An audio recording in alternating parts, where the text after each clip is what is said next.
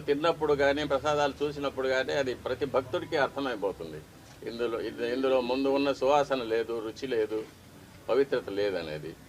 అలాగే అన్నప్రసాదాల్లో కూడా ఈ కల్తీ నెయ్యి వాడి పొంగలు, చక్కెర పొంగలి, సీర మొదలైన వాటిలో కూడా ఇది కలిపి ఉన్నారు. ఇది స్వామివారికి మా చేతులతోనే నైవేద్యం చేయవలసిన దురదృష్టం కూడా మాకు ఏర్పడింది.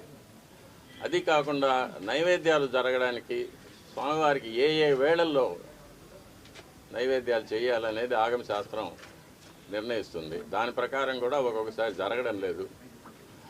నైవేద్యం చేయవలసిన సమయాన్ని కూడా కుంచించి 10 నిమిషాల్లో అయిపోవాలి, 15 నిమిషాల్లో అయిపోవాలి అనేది అర్చకుల మీద ఒక ప్రెషర్ పెట్టడం, త్వరగా ముగించమని చెప్పి వాళ్ళని తరమడం, ఇవన్నీ కూడా జరుగుతూ ఉన్నాయి. ఇవన్నీ కూడా స్వామివారికి జరిగే అపచారాల కిందకి అవుతాయి.